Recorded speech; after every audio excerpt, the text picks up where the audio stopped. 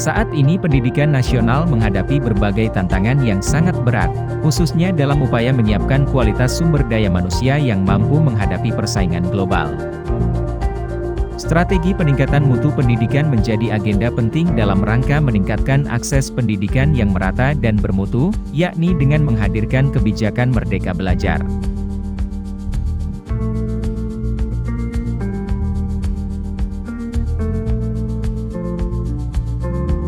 Merdeka Belajar adalah upaya secara sadar menghadirkan kemerdekaan dalam berpikir, bertindak dan bertanggung jawab terhadap kebahagiaan diri peserta didik itu sendiri. Pembelajaran yang berpihak pada siswa salah satunya dengan memberi kesempatan siswa untuk mengemukakan pendapat. Kemudian memberi kebebasan membangun sendiri pengetahuannya, tidak selalu mengikuti keinginan gurunya. Sebagai contoh, siswa akan diberi kebebasan untuk memahami pelajaran sesuai dengan caranya sendiri. Bagi Ki Hajar Dewantara, pendidikan itu memberikan dorongan terhadap perkembangan peserta didik, yakni pendidikan mengajarkan untuk mencapai suatu perubahan dan dapat bermanfaat di lingkungan masyarakat.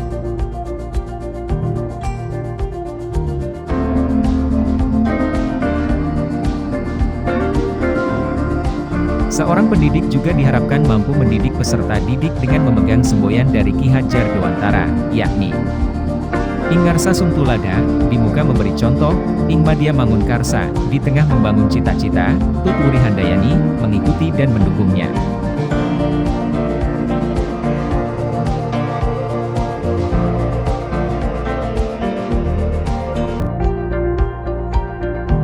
Pertama, mengembangkan ekosistem pembelajaran yang tidak berorientasi pada kognitif saja, tetapi juga afektif dan psikomotorik. Kedua, melaksanakan pendidikan yang utuh dalam mengembangkan cipta, rasa dan karsa peserta didik yang sesuai dengan perkembangan peserta didik. Selanjutnya, melaksanakan pendidikan dan pengajaran yang berorientasi pada kodrat alam dan zaman yang dinamis. Yang terakhir, yakni mengaitkan proses pembelajaran bersama konteks sosiokultural yang tumbuh dan berkembang di sekitarnya.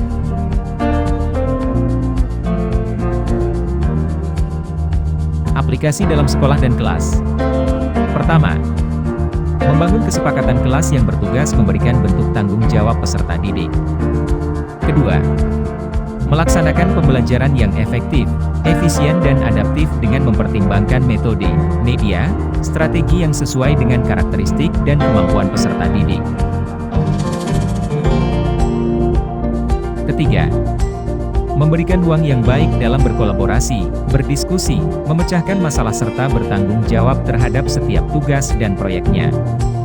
Keempat, memberikan kesempatan peserta didik untuk merefleksi proses belajar apa yang diharapkan dan halangannya dalam proses belajar.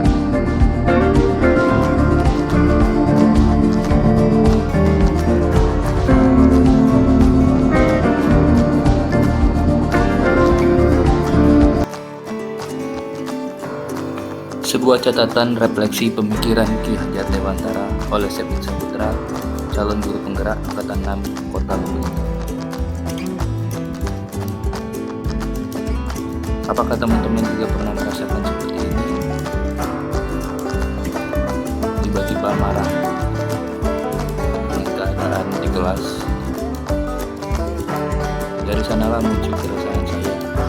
Apa dan mengapa hal ini bisa terjadi? Kemudian saya mencari informasi dan banyak belajar kembali mengenai pendidikan dan pengajaran yang baik, dan akhirnya dapat bergabung dengan teman-teman yang hebat di program penggerak. Saya mulai belajar memahami konsep merdeka belajar dan belajar yang berpihak pada peserta didik,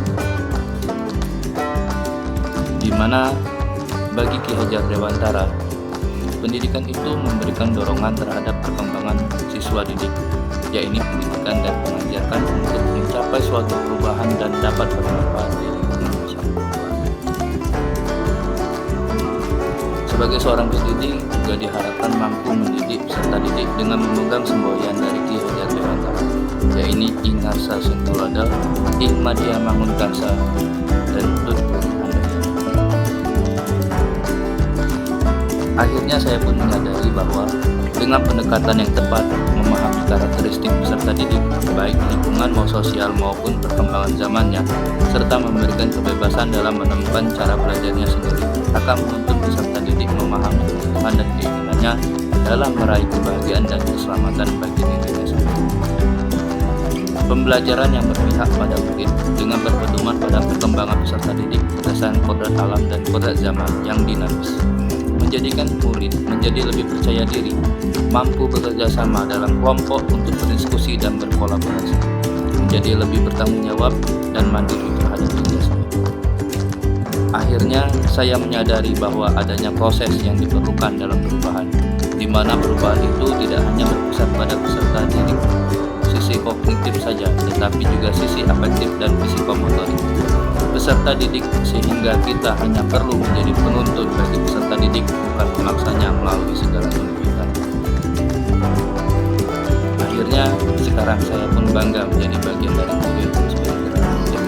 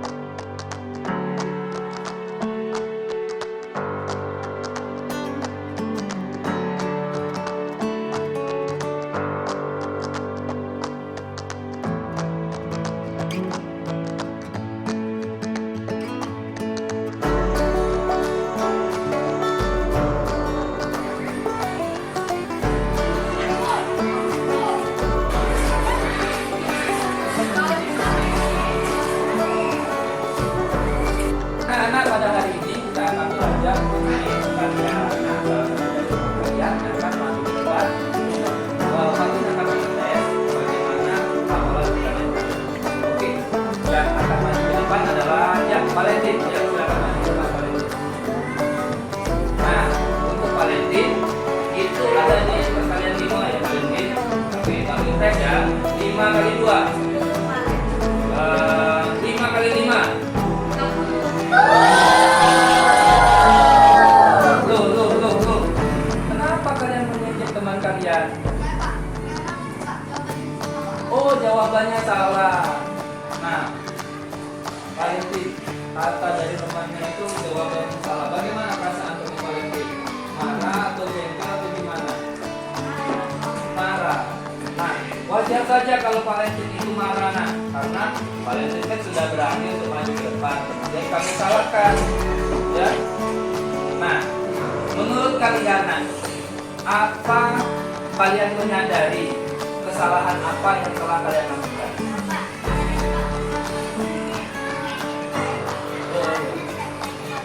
Nah, kita tadi disebutin sama Natasha bahwa kita tidak boleh mengejek orang lain. Nah, sekarang nilai apa dan kesepakatan kelas kita yang mana yang telah kita langgar? Oh ya, nilai menghormati orang lain. Nah, jadi kita yang duduk di sini dan Valen yang berdiri di depan ini, kita harus saling menghormati, ya.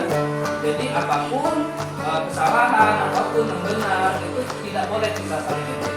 Nah, menurut kalian apa yang akan kalian lakukan ke depannya?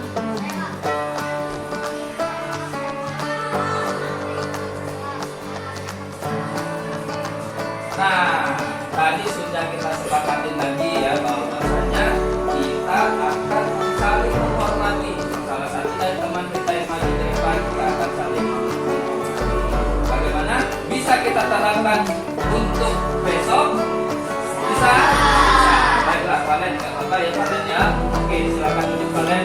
Nah, baiklah anak-anak semua, marilah kita bersama-sama saling menghormati teman-teman kita yang saat dia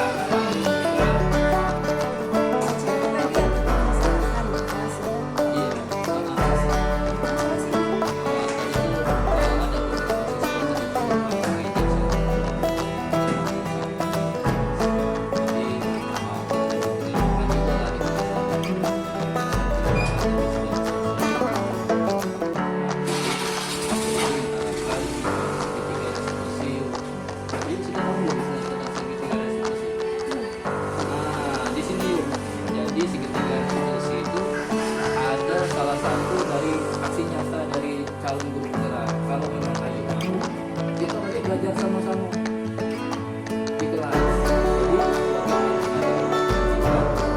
cara-cara kita ajak teman-teman kita aja.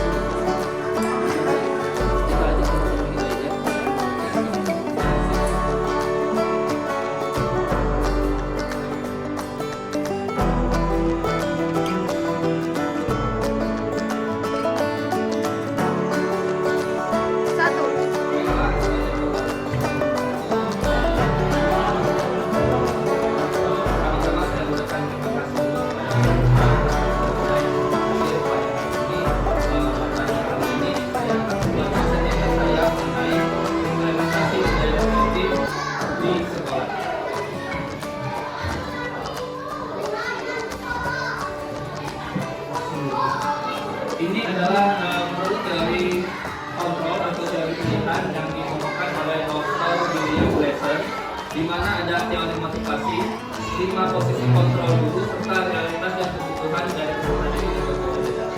Nah, dari sini nanti kita akan membuat ujungnya kita akan membuat sebuah keyakinan kelas yang akan kita aplikasikan langsung di kelas teman-teman sekalian.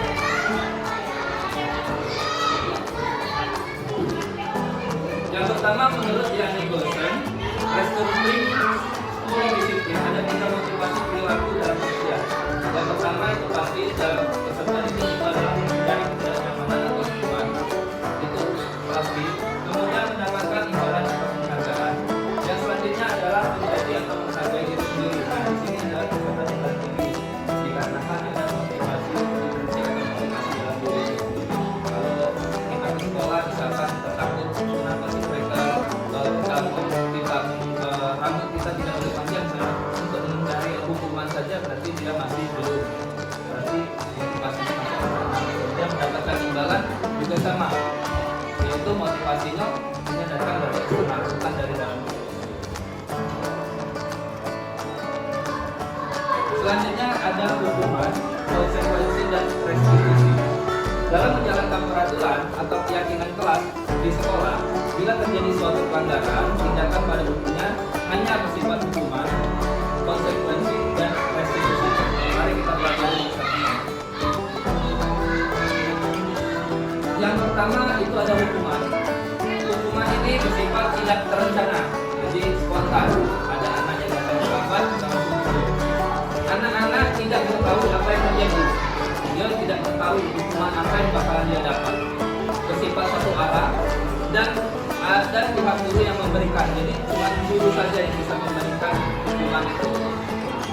Murid hanya menerima hukuman berupa fisik maupun psikis, jadi berupa perbuatan maupun perkataan. Nah, dampak yang ditimbulkan ini jangka waktunya sangat panjang. Bahkan kita saja sering ingat perlakuan guru-guru ataupun guru-guru kita dahulu di mana kita mendapatkan hukuman. Tentu saja kita masih ingat, bahkan level SD pun kita masih ingat bagaimana guru-guru memperlakukan kita.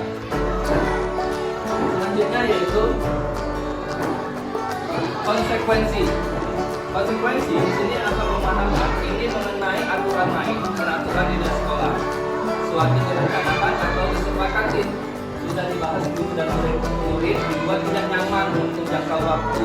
Ada beberapa jangka waktu, kemudian berdasarkan dari dapat data yang diukur sehingga guru akan senantiasa memonitor murid akan mencapai tugas-tugas aturan. Jadi konsekuensi ini kayak peraturan kelas. Jadi kita buat peraturan, dapat peraturan dan sebagainya. Nanti biasanya ini berupa sistem poin. Kalau di beberapa sekolah itu ada sistem poin untuk tahu belajar ngambil poinnya sekian, kalau ngambil poinnya 100, bisa keluarkan dari itu konsekuensi. Kemudian ternyata ada juga dibentuk oleh penghargaan.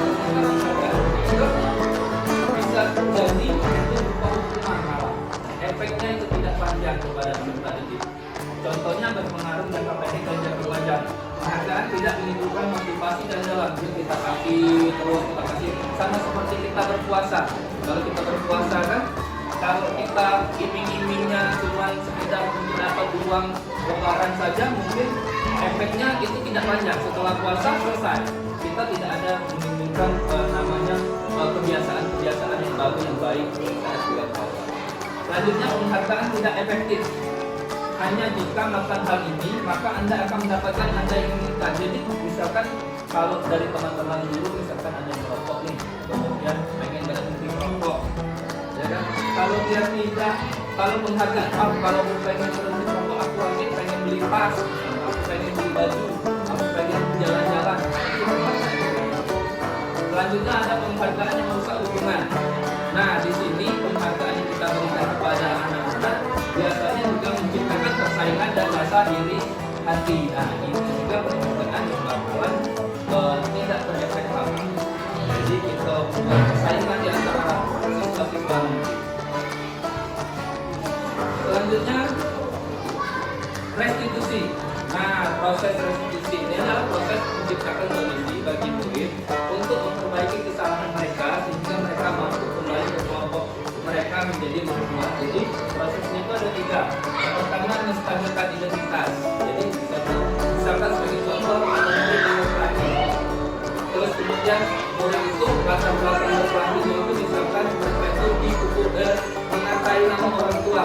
Misalkan seperti biasa kalau di kan mengatai nama orang tua. Nah, di sini kita menstabilkan identitas, kita itu menunjukkan sama muridnya nanti, memberitahunya bahwasanya kita bisa main nak pagi nak malam, itu kita wajib lah kalau kita bilang tidak kita wajib malam tidak malam. Tapi di situlah menstabilkan identitas. Jadi kita tidak pihak ke salah satu orang. Jadi kita menstabilkan identitas wajar. Selanjutnya ada validasi tindakan yang salah. Baru kita tanyakan lagi kepada siswa yang berlatih tadi. Bagaimana sih menurut kamu pantas tidak kalau kamu memukul temanmu atau pantas tidak kamu menjelek-jelekkan nama teman, nama orang tua dari teman. Selanjutnya ada kan menanyakan keyakinan. Jadi setelah kita buat clear, kemudian kita pun menanyakan kapan kamu akan misalkan kapan apa yang akan kamu lakukan di masa yang akan datang. Kemudian apa saja kapan kamu akan melakukannya. Misalkan mereka sudah berbagi, kita tanyakan kembali di menanyakan keyakinan. Karena kau ke depan mana? Masih tidak tahu nanti. Kemudian ditanyakan juga keyakinan apa kira-kira yang bakalan kau langgar. Kita menggali pengetahuan mereka. Selanjutnya, nah di sini ada 5 posisi kontrol guru. Yang pertama ada penghukum, yang kedua pembuat rasa bersalah, yang ketiga pemantau, yang keempat teman, yang paling tinggi levelnya adalah manajer. Jadi yang pertama penghukum. Penghukum ini misalkan ada anak yang telat, langsung kita marahin, langsung kita beri dia push up, langsung kita suruh dia keliling-keliling lapangan. Itu adalah posisi penghukum. Ya, jadi kita sangat tidak menyukai apabila ada yang melanggar peraturan sekolah. Jadi itu posisi penghukum. Yang kedua ini adalah membuat rasa bersalah. Ini biasanya yang membuat ini biasanya perempuan, biasanya guru-guru perempuan. Membuat rasa bersalah. Jadi kata-katanya itu yang paling sering dikeluarkan oleh membuat rasa bersalah itu, nah, apa kau tidak kasihan nak sama ibu nak? Kau tidak pernah mikir ibu ini selalu dimarahi oleh kepala sekolah. Nah, seperti itulah membuat rasa bersalah. Selanjutnya ada pemantau. Nah, kalau pemantau ini lebih ke melihat posisi anak murid terus. Ya. Selanjutnya adalah teman.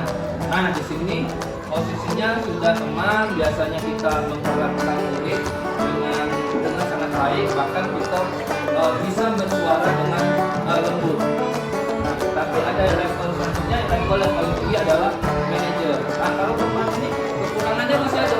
Ternyata kekurangannya itu kita akan merasa kurang dihormati sama manajer. Levelnya itu sudah perkataan sudah bagus, perbuatannya sudah bagus, dan masih dihormati sama peserta.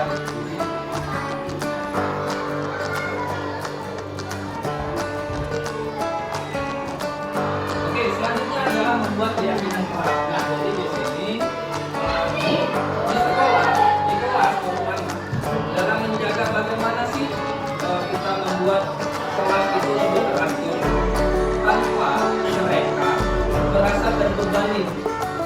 Jadi di sini kita akan membuat namanya kebiasaan disiplin. Jadi di mana siswa pun diajak bekerja sama di dalam membuat peraturan.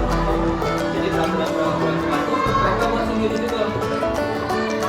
Jadi mereka tahu konsekuensinya yang bakal mereka wajar. Ini contohnya. Jadi mereka itu mengisi di beberapa dokumen yang kecil ini. Misalkan kalau misalnya datang terlambat, apa mereka konsekuensi? Kalau misalkan mereka berkelanjut, apa konsekuensi? Mereka tidak mengerjakan tugas, apa konsekuensi? Jadi nanti setelah dari sini mereka akan menempelkan di kelas. Jadi kita bagikan stiker note-nya mungkin 2 atau 3. Kemudian kita buat mereka akan menempelkan stiker note mereka masing-masing. Jadi kita tidak merasa menjadi seorang penghukum. Jadi kita juga tidak membuat mereka merasa bersalah. Jadi mereka sudah mengerti dan memahami posisi mereka aturan main di dalam kelas. Jadi di sini, jadi siswa aman, guru pun aman. Jadi tidak ada yang namanya kita marah.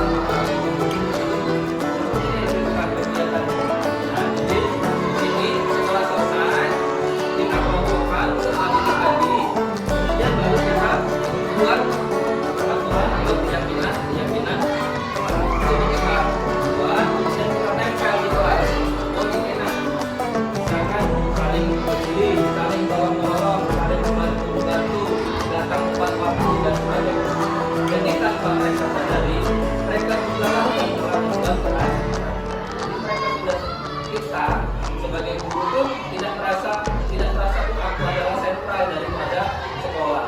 Jadi mereka pun diajak untuk terlibat membuat peraturan.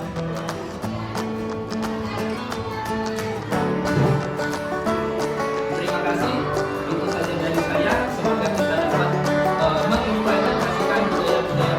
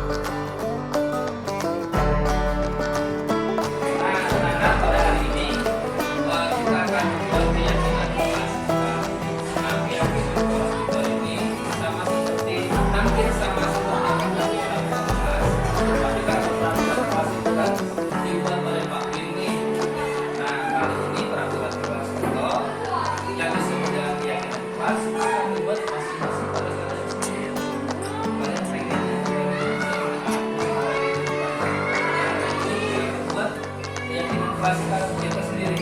Jadi satu orang akan pakai bagikan satu sticky note dan kalian akan membuat keyakinan ya. Kami begini ya.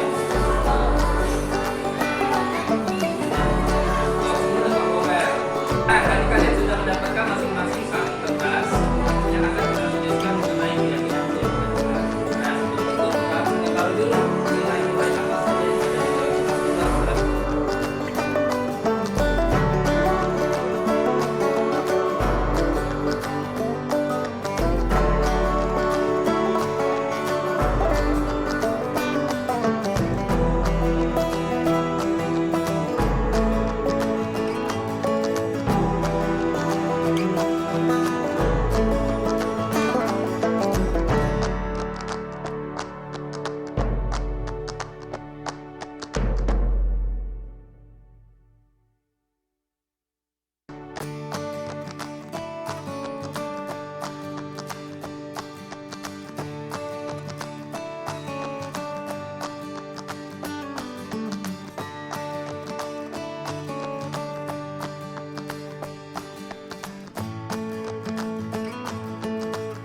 Kita sudah mengisi tentang nilai-nilai yang ada di dalam kelas sekolah. Baiklah, akan Pak baca 1 atau 3 lah ya, Pak baca ya. Pak menanti saja. Misalkan ini dari Ira. Jadi disiplinnya datang tepat waktu, pakai baju yang lengkap, pakai pakaian yang rapi dan tidak berambut panjang bagi laki-laki. Itu dari Ira. Selanjutnya nilai gotong royong. Jaka. Saling membantu teman di saat dikel. Ya. Selanjutnya mandiri.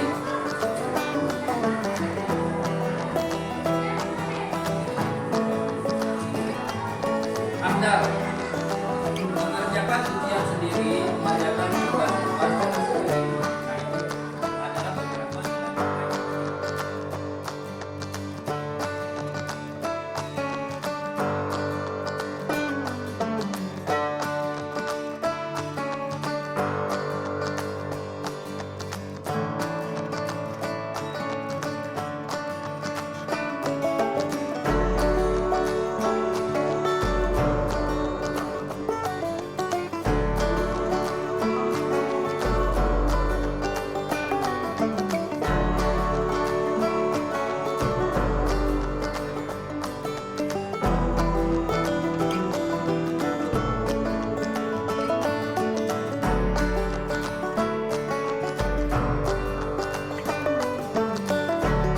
Akra, tadi ngapain di dalam kelas?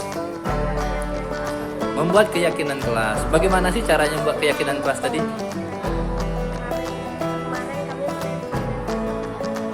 Sticky note.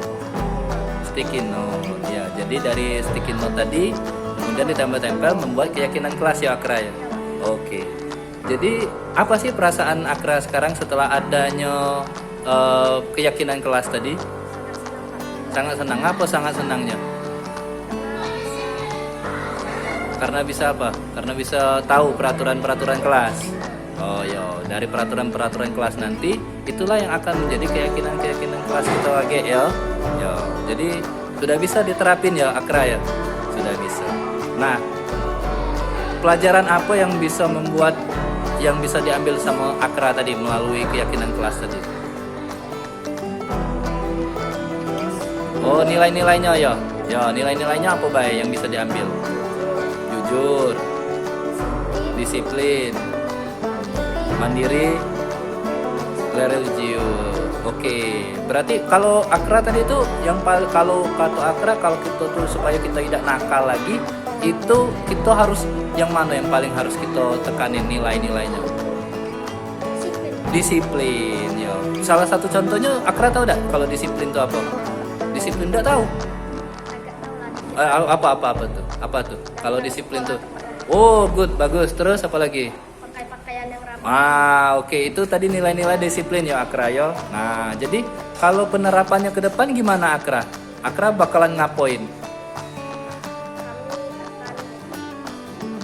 lebih baik karena ada nilai keyakinan tadi ya. Jadi setelah tahu nilai-nilai keyakinan, barulah tercetus kayak kesepakatan kelasnya, keyakinan kelasnya, baru kayak kita terapin di kehidupan selanjutnya ya. Jadi kalau kita ada kesalahan pun kita bisa lebih sadar kesalahan kita.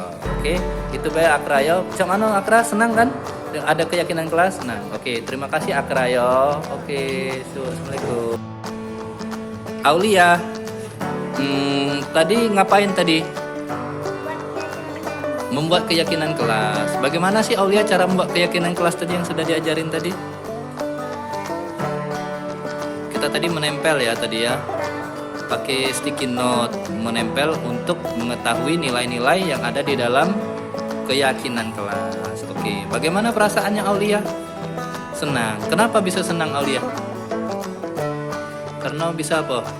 Bisa tahu peraturan-peraturan dan keyakinan kelas ya. Nah Aulia tadi sudah membuat keyakinan kelas. Pelajaran-pelajaran apa saja yang bisa Aulia ambil dari penerapan keyakinan kelas tadi?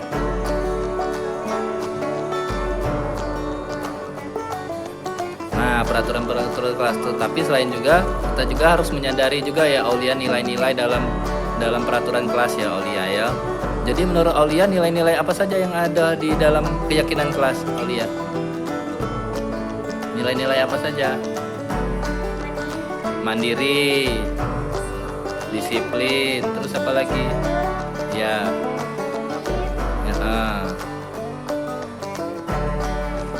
religius. Nah Aulia, Pak Win mau tanya nih, kalau di nilai mandiri itu apa saja sih yang sudah Aulia terapin?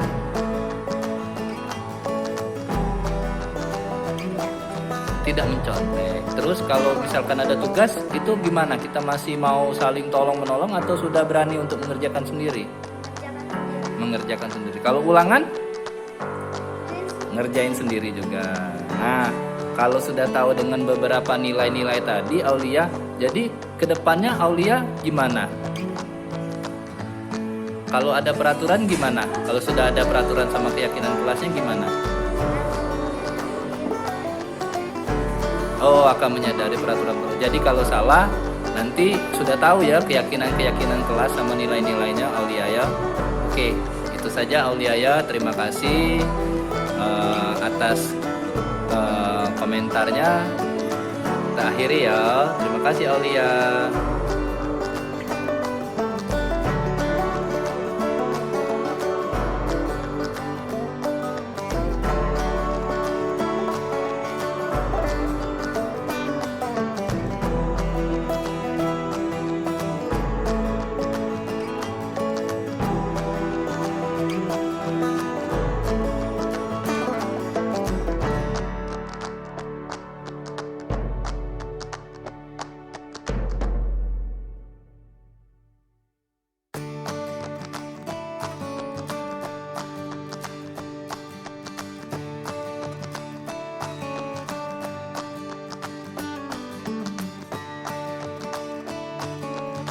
Assalamualaikum warahmatullahi wabarakatuh, Bu Nopi. Baiklah, tadi kita sudah mengadakan sedikit pelatihan singkat mengenai keyakinan kelas. Apa saja Bu Nopi? Boleh minta komentarnya bagaimana sih peristiwa-peristiwa apa saja yang terjadi saat kita pelajaran tadi? Terima kasih Pak Win, alhamdulillah. Tadi kami sudah mengikuti pelatihan adaptasi administrasi mereka. Di sini kami diberikan tentang posisi kontrol di mana di sini ada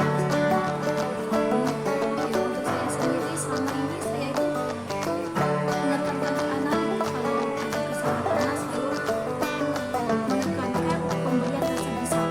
Nah di sana saya merasa bagaimana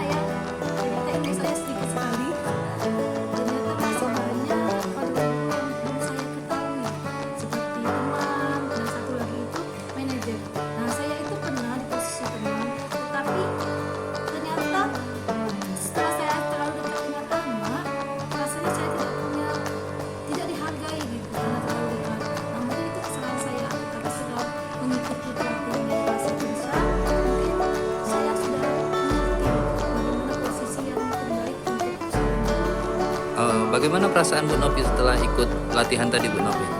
Alhamdulillah ya, ternyata posisi saya selama ini di pemberi rasa bersalah. Ya, tapi saya tidak menyadari kadang-kala saya juga sebagai teman. Nah, posisi sebagai teman ini ternyata kekurangannya banyak sekali. Dahulu kala saya sebagai teman, saya ajak anak itu curhat, saya dekat dengan mereka. Tapi lama-kelamaan mereka menganggap saya itu sebagai teman, dan rasa mereka menghormati saya itu bukannya tidak ada, tapi agak berkurang karena terlalu dekatnya mungkin emosionalnya. Nah, setelah Pak Sepin memberikan materi pelatihan kepada kami, jadi kami di sana dibimbing oleh Pak Sepin untuk belajar bagaimana menjadi level manager. Nah, di sana Pak membimbing kami kru-kru, kiat-kiat, bagaimana cara seorang guru menjadi posisi manajer. Pelajaran apa Ibu Novi yang bisa diambil dari tadi pelatihan singkat tadi Bu Novi? Kedepannya apa rencana Bu Novi? Nah, rencananya yang pertama saya itu baru mengadakan yang namanya apa itu perjanjian Iya, keyakinan kelas. keyakinan kelas, di mana saya harus mengajak siswa saya untuk berdiskusi hukuman apa yang mereka ambil sendiri. Iya. Penjelasan Pak Serwin tadi, Iya. nah itu saya harus terapkan di kelas saya, sehingga apabila nanti mereka melakukan kesalahan, mereka mengetahui apa kesalahan mereka dan bertanggung jawab. Karena selama ini ya saya tidak seperti itu. Ya. Terima kasih Bu Novia atas kesan-kesannya pada pembelajaran kali ini. Saya ucapkan sekali lagi terima kasih. Saya akhiri Bu Novia. Assalamualaikum warahmatullahi wabarakatuh. Waalaikumsalam. Bismillahirrahmanirrahim. Assalamualaikum warahmatullahi wabarakatuh. Sekarang saya bersama Ibu Rahayu, guru kelas 6B. Tadi sudah mengikuti pelatihan singkat mengenai membangun budaya-budaya positif di sekolah. Nah, tadi peristiwa-peristiwa atau pelajaran apa kira-kira yang bisa Ibu Ayu ceritakan kembali yang mengesankan bagi di dalam pelatihan singkat tadi Bu Ayu? Oke, setelah dari penjelasan materi dari Pak Serwinsa, bahwa saya menyadari sebagai guru kelas 6B, sebelum guru kelas 6B itu saya mungkin sudah banyak sekali melakukan kesalahan. Salah satunya adalah bahwa saya sering memberikan hukuman kepada siswa yang sering melakukan kesalahan-kesalahan, karena saya ini tipe orang tidak mau namanya belajar bising, kemudian terlambat, kemudian tidak mengerjakan tugas, baik tugas sekolah atau PR. Nah, saya sering memberikan hukuman, tapi tidak berupa fisik. Saya sering memberikan hukuman seperti membuang sampah dari seluruh lingkungan sekolah, kemudian memberikan tugas lebih banyak lagi, seperti mama tugasnya hanya 1 lembar nih. Nah, saya akan memberikan hukuman kepada siswa tersebut dengan 3 lembar dalam 1 tugas yang mereka tidak buat. Atau mereka yang terlambat sekolah, itu pun saya sering beri sanksi mereka untuk menghafal mungkin yang belum mereka pahami seperti undang-undang atau Pancasila atau sebagainya. Dari penjelasan Pak Serwin tadi, mungkin saya harus memposisikan saya sebagai guru adalah sebagai manajer yang dapat menerapkan segitiga restitusi. Oh ya, baik, terima kasih ya Bu ya. Tadi sudah mengetahui salah satu yang mengesankan Bu ya mengenai posisi kontrol guru. Jadi bagaimana sih perasaan Ibu setelah tadi kita melakukan kolaborasi lah ya, melakukan kolaborasi dalam membangun keyakinan kelas. Bagaimana perasaannya Bu? Saya sangat senang karena sudah mendapatkan sangat banyak ilmu dari Pak Serwin, sehingga saya harus mempelajari lagi bagaimana kedepannya saya harus menghadapi siswa, bahwa bukan dengan memberi hukuman, tapi harus menyadarkan siswa itu bagaimana mereka akan sadar kesalahan-kesalahan mereka dan mereka, sehingga saya tidak lagi memberikan hukuman. Oke, Ibu. Tadi sudah Ibu jelaskan mengenai perasaan Ibu dalam pelatihan singkat tadi. Nah, rencana Ibu ke depan itu gimana ya Bu ya untuk menerapkan membangun budaya-budaya positif di sekolah kita? Ini rencana saya setelah mengikuti pelajaran dari Pak Serwinsa, saya akan lebih kontrol kesabaran saya akan melakukan pendekatan kepada siswa, kemudian saya akan mencari cara bagaimana membuat siswa itu akan sadar kesalahan-kesalahan diri mereka sendiri tanpa harus saya berikan hukuman kepada mereka. Itulah dengan mungkin saya harus memposisikan sebagai manajer tadi sehingga saya tidak memberikan hukuman yang terlalu banyak pada siswa. Baiklah Bu, tadi sudah kita buat sebagai manajer Bu ya. Jadi membuat segitiga restitusi Bu ya. Jadi saya kembali ulangi lagi bahwa di dalam kelas kita juga kita harus juga membuat juga keyakinan kelas Bu ya. Nanti kita akan membuat keyakinan kelas, kita juga akan membuat keyakinan kelas tuh lebih ke nilai-nilainya nanti Bu. Baiklah Bu ya, terima kasih atas komentarnya. Saya akhiri. Wassalamualaikum warahmatullahi wabarakatuh. Terima kasih Bu.